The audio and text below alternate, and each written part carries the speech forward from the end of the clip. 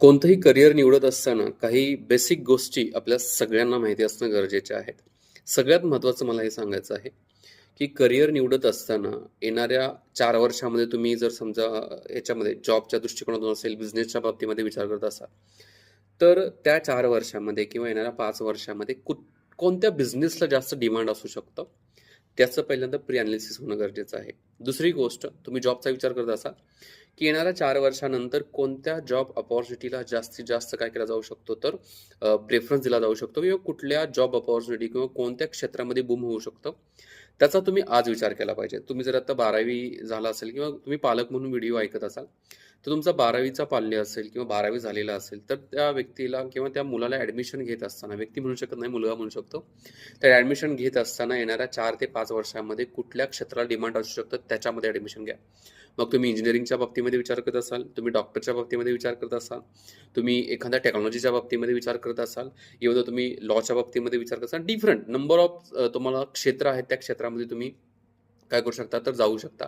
पण जात असताना त्याच्यामधली पण एक निश माहिती असणं गरजेचं आहे. जसं इंजिनिअरिंगच्या बाबतीमध्ये म्हटलं जात आहे, की 2029-30च्या कार्यकाळापर्यंत जे एआय जे आहे, आर्टिफिशियल इंटेलिजन्सचा खूप डिमांड असू शकतं. डेटा सायंटिस्ट, डेटा अॅनालिस्ट असं डेटा इंजिनियर, मशीन लर्निंग ह्या बऱ्याच गोष्टी आहेत. सो त्या दृष्टिकोनातून कोणत्या ज्या साइट्स असतील ना इंजिनिअरिंगच्या बाबतीमध्ये त्याच्यावरती फोकस केला पाहिजे. डॉक्टरच्या बाबतीमध्ये विचार केला तर एम-बी-बी-एस ही आहेच, पण त्याच्यामध्ये पण आता स्पेशलायझेशन आलेलं आहे. मग स्पेशलायझेशन करत असताना आत्ताच्या घडीला ज्या गोष्टी होत आहेत, जे वेगवेगळ्या प्रकारचे रोग वगैरे असतील, येणाऱ्या कार्यकाळामध्ये त्या रोगांच्यावरती निदान करणारा जो एक्सपर्ट डॉक्टर जो बनायचा असेल ना, तर त्याचा विचार पण होणं गरजेचं आहे. त्याचबरोबर काही अशा पण क्षेत्राच्या बाबतीमध्ये असेल, की जसे काही विद्यार्थी कॉम्पिटिटिव्हच्या बाबतीमध्ये विचार करत असतील, काही विद्यार्थी जे असतील त्या कॉम्पिटिटिव्हच्या बाबतीमध्ये पण सांगायचं आहे, की तिथं पण तुम्ही जात असताना तुम्हाला काय करायचं आहे, की तुमचा एक ठराविक स्पॅन त्याच्यासाठी द्यायचा आहे. त्याच्या व्यतिरिक्त कलाक्षेत्र आहे. त्याच्यानंतर एंटरटेनमेंटच्या बाबतीमध्ये विचार करू शकता.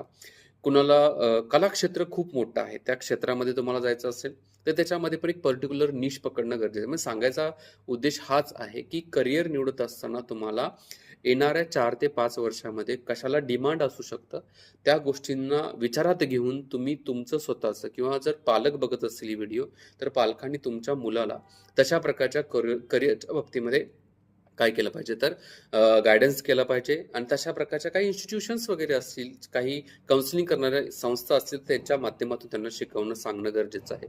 अदरवाईज येणाऱ्या 4-5 वर्षानंतर जर त्यांच्यावरती त्यांनी जो निर्णय घेतलेला असेल कुठल्याही करिअरच्या बाबतीमध्ये, तो जर फेल गेला, तर त्याच्यातून खूप आणि खूप नैराश्य येऊ शकतं. सो करिअर निवडत असताना चांगला विचार करूनच निर्णय घ्या. थँक